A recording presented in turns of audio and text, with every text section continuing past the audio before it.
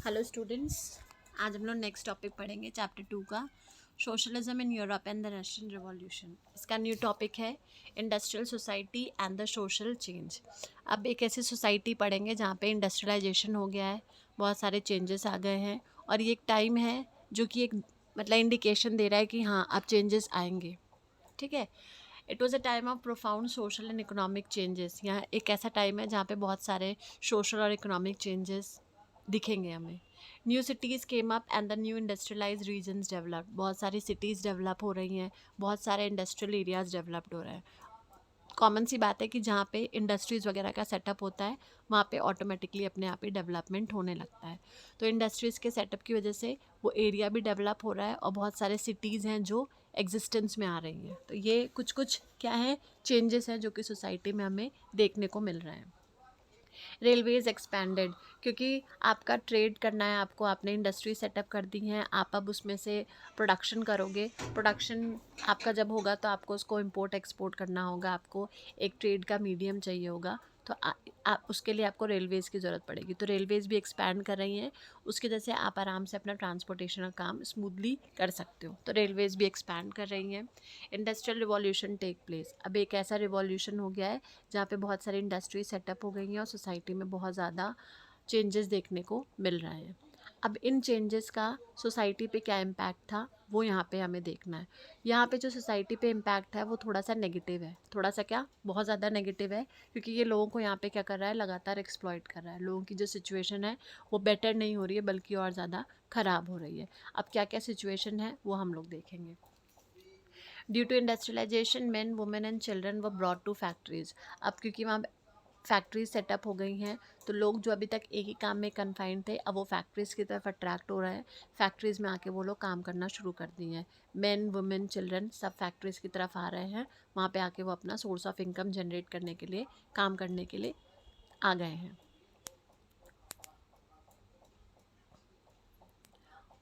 Work hours were long and wages were poor, बहुत लंबे time तक उनको काम करना पड़ रहा है लेकिन उस हिसाब से उनकी वेजेस नहीं है, तो यहाँ पे उनका एक्सप्लॉयटेशन हो रहा है। अनएम्प्लॉयमेंट वॉज कॉमन, क्योंकि अब मैनुअल लेबर को मशीन्स ने रिप्लेस कर लिया है। तो पहले जहाँ पे 10 लोगों की ज़रूरत थी अब वहाँ पे मशीन के आने की वजह से 2 ही लोगों का काम है। तो अनएम्प्लॉयमेंट का जो प्रॉब्लम है वो बहुत ज़्यादा कॉमन है, वहाँ पे अनएम्प्लॉयमेंट की प्रॉब्लम आपको देखने को मिलेगी। नेक्स्ट है problems of housing and sanitation व common as towns were growing rapidly, क्योंकि नए नए टाउन्स का डेवलपमेंट हो रहा है, नए नए टाउन्स डेवलप हो रहे हैं, सिटीज़ डेवलप हो रही हैं, बन रहे हैं, तैयार हो रहे हैं। तो लोगों के पास क्या है, हाउसिंग और सैनिटेशन प्रॉब्लम बहुत ज़्यादा है। लोगों के पास प्रॉपर जगह नहीं है रहने की, उनके पास सैनिटेशन फैसिलिटीज़ नहीं है। तो ये दो चीज़ें भी बहुत ज़्यादा कॉमन है, सैनिटेशन और हाउसिंग की problem. Liberals and radicals search for the solution to these issues. अब ये जो नेगेटिव इम्पैक्ट पड़ रहा है, जो एक्सप्लॉयटेशन हो रहा है, लोगों को जो प्रॉब्लम हो रही है, उसका सॉल्यूशन ढूंढने के लिए लिबरल्स और रेडिकल्स अब आगे आ रहे हैं। वो चाहते हैं कि अब इन प्रॉब्लम्स का वो लोग क्या कर सकें, सॉल्यूशन दे सकें लोगों को, ताकि जो सोसाइटी है वो एक पॉजिटिव वे में डेवलप हो सके। ये जो डेवलपमेंट है ये ठीक है, लेकिन इससे सोसाइटी का क्या हो रहा है, कुछ अच्छा नहीं हो रहा है। यहाँ पे लोग जो है अभी भी एक्सप्लॉइट हो रहे हैं, लोगों का बेटरमेंट नहीं हो रहा है। तो अब वो लोग चाहते हैं कैसे सोसाइटी का क्रिएशन करना जहाँ पे लोगों को सारी फैसिलिटीज़ अच्छे से मिले, इक्वल राइट्स मिले, और जहाँ पे लोगों में चेंजेस ऐसे आएँ जो कि उनके फ़ायदे के लिए हों, उनके एक्सप्लॉयटेशन के लिए ना हो। All the industries were the property of individuals. Liberals and radicals themselves were often property owners and employers. जितने भी इंडस्ट्रीज़ हैं, जो भी इंडस्ट्रीज़ बनी हुई हैं, यहाँ पर तो ज़मीन जो यूज़ हुई है वो इंडिविजुअल्स की है। वहाँ पे गवर्नमेंट का कोई भी इंटरफेरेंस नहीं है, क्योंकि वो प्रॉपर्टी गवर्नमेंट को बिलोंग नहीं करती है। वो प्रॉपर्टी सारी की सारी किसको बिलोंग करती है, इंडिविजुअल्स को बिलोंग करती है। लिबरल्स और रेडिकल्स खुद भी प्रॉपर्टी ओनर्स हैं और वो एम्प्लॉयर्स हैं, वो भी लोगों को जॉब प्रोवाइड कर रहे हैं। इसीलिए क्योंकि ये थोड़े से स्टेबल हैं फाइनेंशियली, इनके पास अपनी खुद की वेल्थ है, इसलिए ये एक स्टेप ले रहे हैं ताकि रिवॉल्यूशन ला सकें और सोसाइटी में एक चेंज लेकर आ सकें। तो they have taken the initiative, इन्होंने रिवॉल्यूशन की क्या कर दी है, शुरुआत कर दी है। Liberals and radicals wanted the workforce in the economy to be healthy and citizens to be educated, क्योंकि हाउसिंग की प्रॉब्लम है, सैनिटेशन की प्रॉब्लम है, तो उसका जो इफेक्ट आएगा लोगों की हेल्थ पे आएगा। और जब वर्कफोर्स ही इकोनॉमी की अच्छे से हेल्दी नहीं होगी तो फिर इकोनॉमी कभी भी डेवलप नहीं हो पाएगी। तो लिबरल्स और रेडिकल्स का मानना है कि हमारे यहाँ जितने भी लोग हैं, जो वर्कफोर्स है, हमारे जो मैनुअल लेबर्स हैं, जो हमारे इकोनॉमी के लिए काम कर रहे हैं, उनको हेल्दी होना चाहिए, और जितने भी सिटीजन्स हैं उनको एजुकेटेड होना चाहिए, क्योंकि एजुकेशन जो है वो भी एक नेक्स्ट बेसिक नेसेसिटी है जब हम डेवलपमेंट की बात करते हैं। तो हमारा जो मैन फोर्स होना चाहिए, जो वर्क फोर्स होना चाहिए, वो हेल्दी होना चाहिए, और जो सिटीजन्स हैं वो क्या होने चाहिए, एजुकेटेड होने चाहिए। They oppose the privileges the old aristocracy had by birth. Next इनका अपोजिशन है कि ये लोग बर्थ से, जो लोगों को किंग रूल्स और डायनेस्टिक रूलर्स को जो बर्थ से प्रिवलेजेस मिलते थे, जो हमने पढ़ा था first estate, second estate, third estate, वहाँ पे थर्ड एस्टेट को टैक्स पे करना पड़ता था, फर्स्ट और सेकंड को प्रिवलेजेस मिले हुए थे बाय बर्थ। तो ये लोग उसके अपोज में है। इनका मानना है कि नहीं, बर्थ से आपको प्रिवलेजेस नहीं मिलने चाहिए, बल्कि प्रिवलेजेस इंसान की एबिलिटी के हिसाब से उसको मिलना चाहिए, उसके लेबर के हिसाब से, वो कितना एफर्ट डाल रहा है, वो कितना अपनी एबिलिटी के हिसाब से अपनी 100% दे रहा है काम में कि नहीं, उसके हिसाब से प्रिवलेजेस क्या होने चाहिए, मिलने चाहिए लोगों को। ऐसा नहीं है कि राजा है, फिर आजकल उसका बेटा है, फिर उसका बेटा है, उन्हीं लोगों को सारे प्रिवलेजेस मिल रहे हैं, बाकी लोगों को मौका ही नहीं मिल रहा है। ऐसा नहीं होना चाहिए, सबको मौका मिलना चाहिए। जो प्रिवलेजेस हैं that should be based on the individual effort, not on the privileges by birth. इसका ये लोग क्या करते हैं, ऑपोजिशन करते हैं।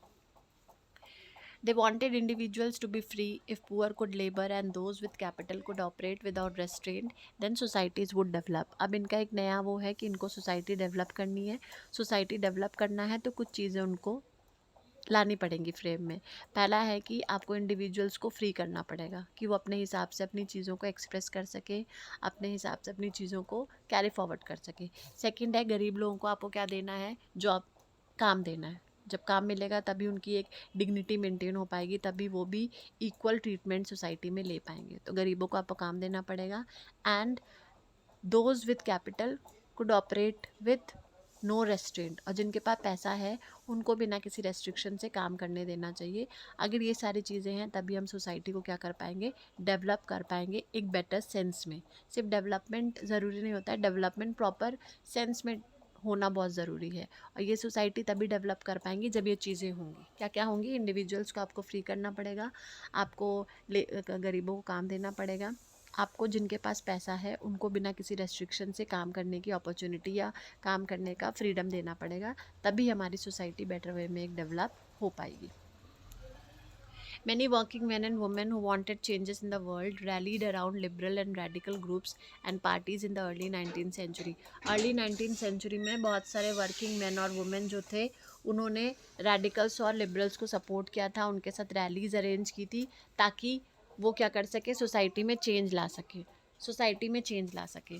तो इसलिए some nationalists, liberals and radicals wanted to put an end to the kind of governments established in Europe in 1815. उस समय यूरोप में जो गवर्नमेंट थी उसको वो लोग क्या करना चाहते थे, ओवरथ्रो करना चाहते थे। उसके लिए नेशनलिस्ट, लिबरल्स और रेडिकल्स लगातार काम कर रहे थे ताकि जो वहाँ पे यूरोप में 1815 में जो गवर्नमेंट एग्जिस्ट कर रही थी उसको हटा के वो एक नए सिस्टम को इनकॉर्पोरेट कर सके। तो इसके लिए मिलके नेशनलिस्ट, लिबरल्स और रेडिकल्स लगातार काम कर रहे थे। In France, Italy, Germany and Russia, they became revolutionaries and worked to overthrow existing monarchs. France, Italy, Germany और रशिया में जो ये लोग थे ये रिवॉल्यूशनरीज बन गए थे। रिवॉल्यूशनरीज मतलब वो लोग होते हैं जो सोसाइटी में चेंज लाना चाहते हैं, अच्छे चेंजेस लाना चाहते हैं। ठीक है, तो अब ये लोग रिवॉल्यूशनरीज बन गए हैं और ये जो मोनार्क का रूल चल रहा है, राजा राजा राजा राजा का बेटा, ये जो एक फैमिली के लेगेसी वाला जो एक कंसेप्ट चल रहा था उसको क्या करना चाहते हैं, ख़त्म करना चाहते हैं। जब वो ख़त्म होगा तभी नॉर्मल लोगों को, कॉमन लोगों को मौका मिलेगा कि वो लोग भी रूल कर सकें। तो अब रशिया, इटली, फ्रांस, जर्मनी, इन सब जगह पे मूवमेंट स्टार्ट हो गए थे ताकि एक जो मोनार्कियल रूल है उसको क्या कर सके, ख़त्म कर सके। Revolutions took place in order to create nations where all citizens would have equal right. अब नेक्स्ट बात है कि रिवॉल्यूशन हो क्यों रहा है, रिवॉल्यूशन करना ज़रूरी क्यों है। रिवॉल्यूशन इसलिए ज़रूरी है ताकि एक ऐसे नेशन की क्रिएशन हो सके जहाँ पे लोगों को इक्वल राइट्स मिले। इक्वल राइट्स इसलिए ज़रूरी है ताकि डिस्क्रिमिनेशन ना हो। आधे लोग टैक्स पे कर रहे हैं, आधे लोग टैक्स नहीं पे कर रहे हैं, आधे लोग बैठे बैठे पैसा कमा रहे हैं। उससे क्या होता है, जो एक डिस्पैरिटी होती है सोसाइटी में वो बहुत ज़्यादा बढ़ती रहती है। जो गरीब और अमीर में जो गैप होता है वो दिन पर दिन और बढ़ता जाता है। इसलिए एक ऐसे नेशन की ज़रूरत है जहाँ पे सबको इक्वल राइट्स मिलेंगे, तो जो डिस्पैरिटी है ये क्या हो जाएगी, ख़त्म हो जाएगी। तो रिवॉल्यूशन इसलिए हो रहा है ताकि एक नेशन का क्रिएशन हो सके। After 1815, Giuseppe Mazzini, an Italian nationalist, conspired with others to achieve this in Italy. All the nationalists elsewhere, including India, read his writings. अब इसी में एक नाम आता है गिजेपी मजीनी, ये इटालियन रिवॉल्यूशनरी थे। इन्होंने यूनिफिकेशन ऑफ इटली में बहुत इंपॉर्टेंट रोल प्ले किया था। इन्होंने बहुत सारे सीक्रेट सोसाइटीज़ बनाए थे। इन्होंने काफ़ी रिवॉल्यूशन में एक्टिवली पार्टिसिपेट किया था क्योंकि ये चेंज चाहते थे। तो इन्होंने इटली में बहुत सारे रिवॉल्यूशन किया था और चेंजेस किए थे 1815 में।